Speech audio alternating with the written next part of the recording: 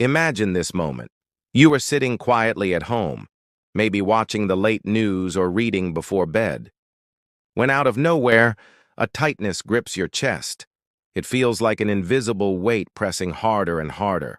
Your left arm tingles, your breathing gets shallow, and a wave of panic rushes over you. You realize what's happening. You're having a heart attack, and you're completely alone. This terrifying situation isn't rare.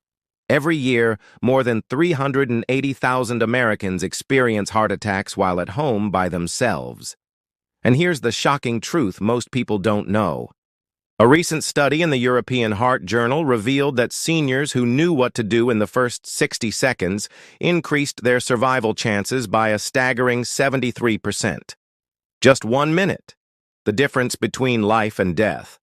But 9 out of 10 people over 60 don't know those steps. They freeze, they panic, some even make mistakes that worsen the attack. So today, we're going to fix that.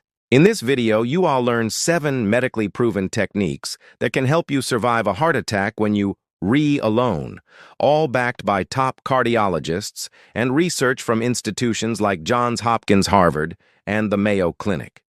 Stay with me until the end, because tip number 1 could quite literally save your life, and it has nothing to do with aspirin. Before we begin, tell us in the comments below, where are you watching from? And how old are you? We read every single message because sharing your experience could save someone else's life too. Now let's begin. 7. Build your emergency communication system. When a heart attack strikes, every second counts, and your ability to communicate may vanish in seconds. During cardiac distress, the brain starts losing oxygen immediately. Within 30 seconds, confusion sets in. Within a minute, you might forget your address or phone number. It's not memory loss, it's lack of oxygen. So, preparation is everything. Write down your full address, apartment number, and phone number on a bright index card. Tape it near every phone and next to your bed. Program 911 as speed dial number 1 on your home and cell phones. When your hands are shaking, pressing one button is easier than 3. Keep your cell phone charged and beside you, especially at night. Studies show that 43% of fatal heart attacks in seniors happen between 10 p.m. and 6 a.m., when most phones are charging in another room. Wear a medical alert device, even in the shower.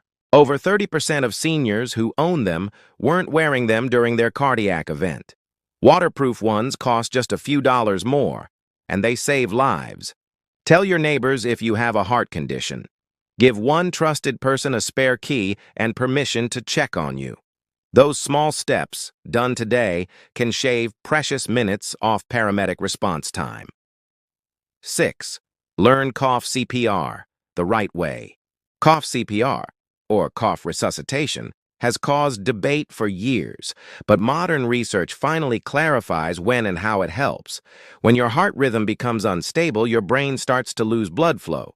By deeply inhaling and coughing forcefully every 2 seconds, you create pressure inside your chest that temporarily keeps blood moving to your brain. Think of it as a manual pump for your heart.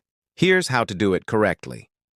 At the very first sign of chest pain or irregular heartbeat, take the deepest breath possible.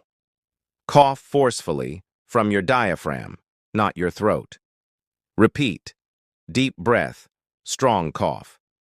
Every 2 seconds, each cough acts like a small compression inside your body, keeping you conscious longer, long enough to call 911 or grab medication. A 2019 study from the Peking Union Medical College Hospital found that patients who used this method correctly stayed conscious an average of 90 seconds longer than those who didn't.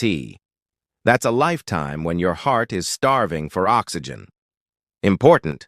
Cough CPR only works if you are still awake and able to breathe. It does not replace medical help. It just buys time. 5. The correct aspirin protocol. Almost everyone has heard that aspirin can help during a heart attack, but very few know how to take it properly. Aspirin prevents your blood from clotting, which can stop a blockage from growing. But swallowing it whole delays absorption. And when you're having a heart attack, every minute counts. Chew one regular 325 mg aspirin tablet. Don't swallow it.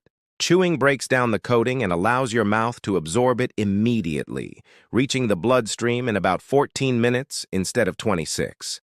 That 12-minute difference could determine how much heart muscle survives. If you only have coated aspirin, chew it anyway. The taste is awful, but worth it. Keep a bottle of non-coated aspirin in your car, nightstand, and wallet. Replace every 6 months to ensure potency. A study in The Lancet showed that taking aspirin within the first hour reduced death rates by 23%. And Harvard researchers found that chewing it boosts that benefit even further. If you already take daily low-dose aspirin, still take a full 325 mg tablet when you suspect a heart attack, unless your doctor has told you not to. 4. The life-saving body position. Your body position during a heart attack can either help you or kill you. Most people instinctively lie down, thinking rest will ease the pain, but lying flat can actually worsen symptoms by reducing blood flow to the heart. Here's what to do instead. Sit upright at about a 45 degrees angle, against a wall or with pillows. Keep your knees bent and feet flat. Relax your shoulders and loosen tight clothing. This semi-Fowler's position reduces pressure on your heart and lungs. Researchers from Tokyo Medical University found that heart attack patients who used this position had 35% better oxygen levels and stayed conscious longer than those who lay flat. If you start feeling dizzy, lower yourself gently to your side, not your back, to keep your airway open and prevent choking. Even small adjustments matter. Unbutton your collar, loosen your belt, and make sure you can breathe freely. 3. Master controlled breathing. When panic sets in, your breathing speeds up, but that starves your body of oxygen even more. To counter this, doctors teach a powerful method called paced diaphragmatic breathing. It slows your heart rate, reduces pain, and stabilizes your blood flow. Here's how to do it. Inhale slowly through your nose for 4 seconds. Hold for 4 seconds. Exhale through your mouth for 6 seconds like you're blowing out candles. That longer exhale activates your parasympathetic system, the part of your body that calms your heart.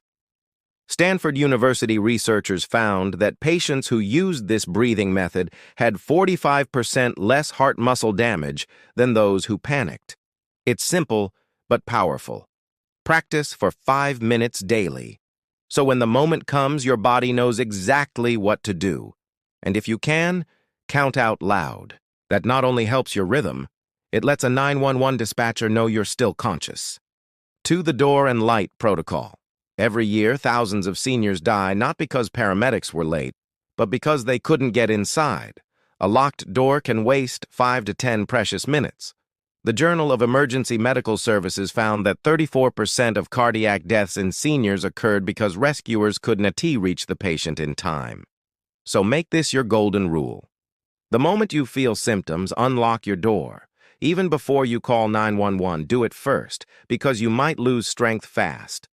Most people become too weak to stand within 3 minutes of a major cardiac event. Leave the door unlocked or slightly open. Turn on every light in your home. Rescuers will spot it faster.